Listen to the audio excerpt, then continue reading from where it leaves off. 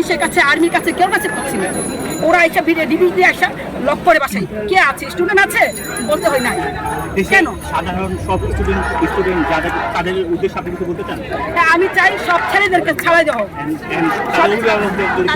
সবাইকে মাঠে নামার জন্য আহ্বান করা, সবাইকে মাঠে নামুক এবং সবাই নেট বিচার পাক এবং সবাইকে যারা মেধাবী তো দিয়ে দিয়েছে এবং প্রধানমন্ত্রী যাতে যাদেরকে ধরে নিয়েছে সবাইকে ছেড়ে দিন।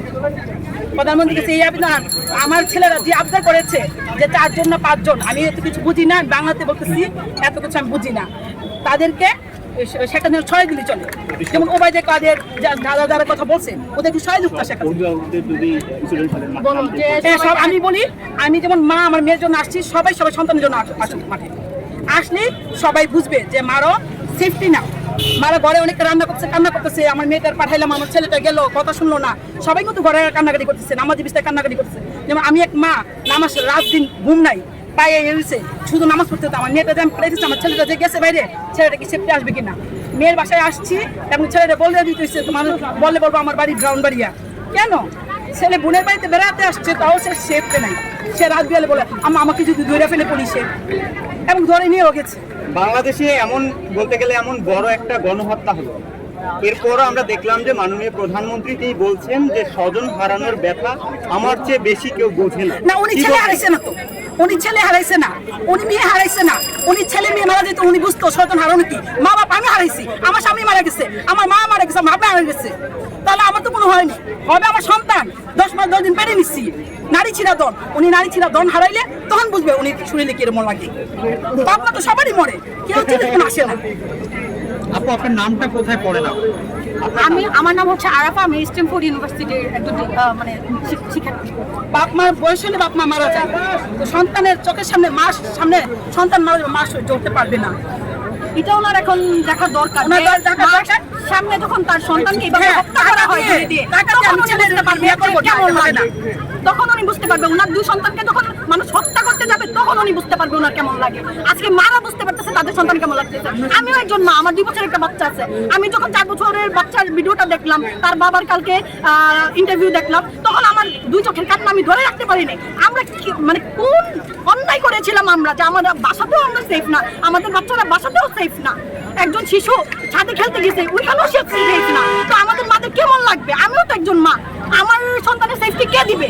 আজকে তার সন্তানদের এইভাবে হত্যা করা হোক, তার সন্তানদের এইভাবে অন্যায়ভাবে হত্যা করা হোক, তখন সে বুঝবে সে তার মেয়েকে কি সেফলি রাখে। দেখেন আপনারা, সে তার মেয়েকে কিভাবে আগলায় রাখে। তো আমরা তো কারো না কারোর মেয়ে, কারো না কারো সন্তান, তো সে কেন তার ছেলেকে সে 2 প্রবাসে নিয়ে রাখছে? এটা কিসের জন্য? সেফটির জন্য না? তো আমাদের কি কোনো সেফটি নেই? আমাদের মা বোন নাই? কেন উনি এরকম শুরু করছে? ওনার সন্তানদের রাজপথে নামাক, তারপর দেখি উনি কিভাবে শান্তিতে থাকে, উনি কতটা উনি দুঃখে সুখচাতর হইতে পারে। উনি যে কালকে সুখ দিবস দিল, কোন ইয়েতে দিল, কোন নলেজে দিল? ওনার কি নলেজ আছে নাকি সব বিবেক চলে গেছে? উনি একজন শিক্ষিত বলে ওনাকে প্রধানমন্ত্রী নিয়ে এসেছিলাম আমরা 2009 সালে। ওনার তো কোনো শিক্ষা নাই আমার মনে হচ্ছে, উনি তো বিবেকহীন, উনি বিজ্ঞতা হয়ে গেছে। বসে গেছে, বিশ্বাস করবেন না, রাস্তায় বসে গেছে। আমরা এখন একটা ডাকের অপেক্ষা করতেছি যে আমরা অনলাইন উদ্যোক্তার ব্যানারে আমরা রাস্তায় নামবো, কারণ উপায় নাই তো ভাই। আমার ঘরের চাল ডাল কে কিনে দিবে? সরকার কিনে দিবে না। আমার ঘরে তো আমার যে মানুষজন, আমার তো খাইতে হবে, বাঁচতে তো হবে, আমার বাসা ভাড়া দিতে হইতেছে, আমার টাকা কোত্থেকে আসবে?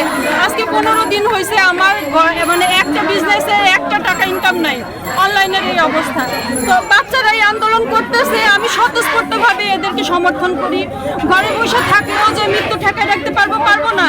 অতএব আমি সমস্ত বাংলাদেশের সমস্ত গার্ডিয়ানকে বলবো, আপনারা বাচ্চাদের সাথে রাস্তায় চলে আসেন, আপনারা ঘরে আটকে রাখেন না।